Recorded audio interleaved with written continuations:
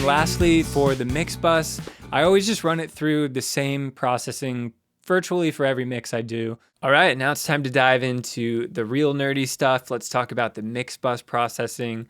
And I'm also going to touch on some subgroups that I use when I'm mixing as well. But first off, the first plugin is a tape plugin, 30 IPS, which gives you, a nice open sounding high end. And I find that the A setting on this particular plugin is pretty flat. What I'm looking for from this is just a tiny bit of saturation that's going to smooth out the top end, make it feel a little bit more open and airy. But ultimately, it's very, very subtle. Like, let me play a before and after. So here it is without the tape, and then I'll bring it in and out.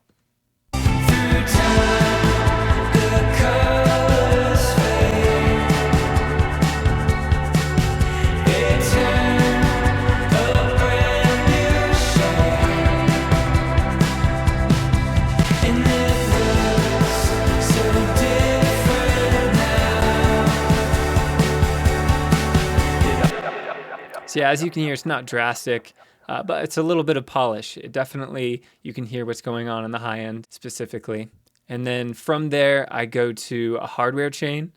So I just have the I/O plugin here, which helps me set the latency offset for my hardware processing, which consists of a bus compressor and a set of preamps. So I'll first go through a set of Neve 1073 style preamps from Heritage Audio, their Elite series.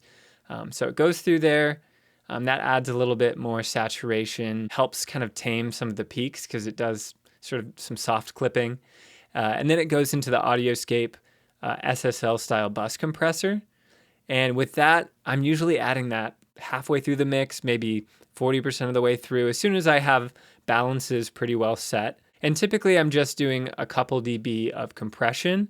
In this track, I have a 30 millisecond attack and a 0.1 millisecond release. So that's slowest attack and fastest release, which I really like the sound of. It makes things feel immediate and present.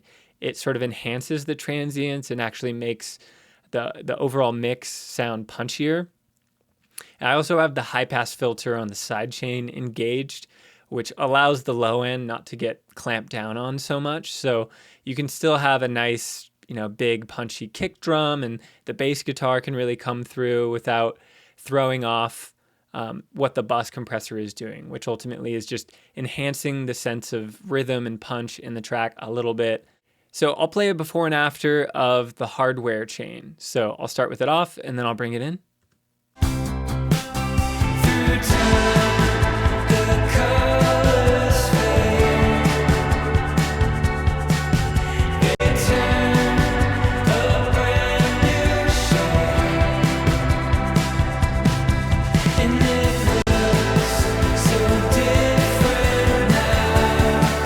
So again, it just kind of brings everything together a little bit. Not going to be this huge drastic difference because I'm not hitting the compressor that hard, but it does help. It does add a little bit of gelling everything together. And the last thing is a limiter, and this is not something that affects the final production because I sent this to a mastering engineer, but this is something I do on mixes. One, if I'm presenting a mix to a client, I want them to hear it at a louder volume that's more similar to what it's going to sound like mastered. And I also want to hear what the limiter is going to do to my mix. I want to understand how it'll affect the transients and just the overall sound, so I can make any adjustments if needed. So before the mix bus, I actually have some subgroups. So I've created them on tracks here so you can see. So I have the rhythm bus, which is just the bass guitar and all of the drums and percussion.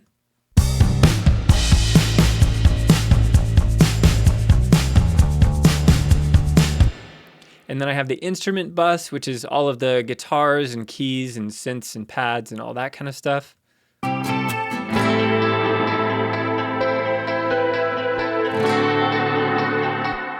And then the vocal bus, which obviously is the vocals. Through time, the colors fade. And I also send all of their respective effects to their individual buses as well.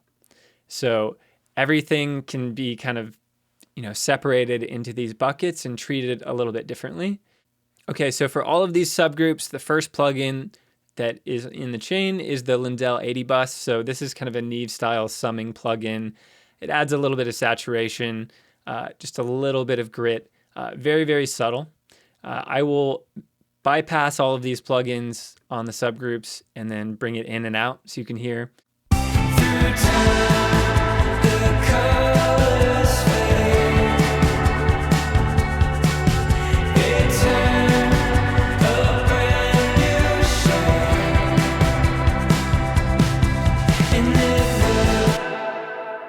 So definitely a cool sound, but yeah, not earth-shattering. And then the rhythm bus, I also have a compressor. So this is something I often do, compressing all of the rhythmic elements with the bass. I like what that does to just the feel of the rhythm section. It makes it really gel together and kind of move together in a cool way. I shared this a little bit in the drum mixing video in more detail, so I won't dive into it now, but I use the Audioscape decomp and using a slow attack, fast release kind of setting, and that works really well for this. So I also used a clipper just to deal with some of those, transients that really jump out way above the others.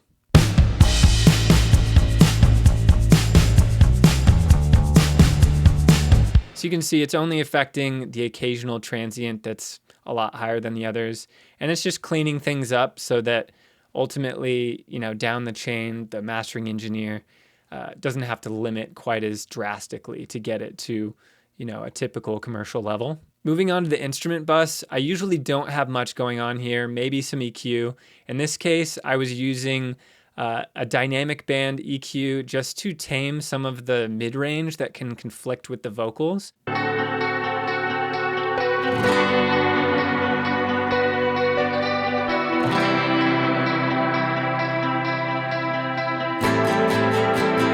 So you can see the acoustic guitar is kind of triggering it here, and doing this just tucks everything in, particularly in this crucial area, which our ears are very sensitive to and where the vocal kind of needs to stay in front. And then for the vocal bus, my typical chain is to use a Fairchild. It's usually doing just a tiny bit of peak reduction. And honestly, the saturation of this unit is kind of what makes it special. Through time, the colors fade. Here's without. They turn a brand new shade, and it looks so different now. And then after that, I have the Pultec. So the Pultec, I'll usually keep it there in case I just need to add a little bit more presence or sort of top end sparkle to the vocals as a whole. So I'm usually just leaving this on even if I'm not EQing it. So let's hear how this sounds. Through time, the colors fade. They turn a brand new shade, and it looks so different now. Okay, so now let's hear the mix. I'm gonna bypass all of the plugins on the subgroups and the mix bus, just so we can hear how it sounds and the cumulative effect of all these things.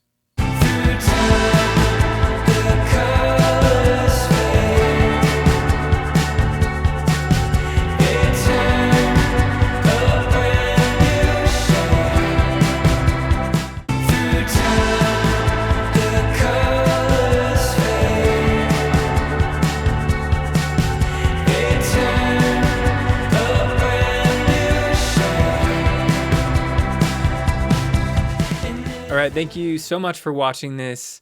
I had a lot of fun doing this series. If you want to hear, mix breakdowns on any other Eastern Souvenir songs, let me know. I think this is really fun to do, and if you guys watching are enjoying it, I'm happy to do more.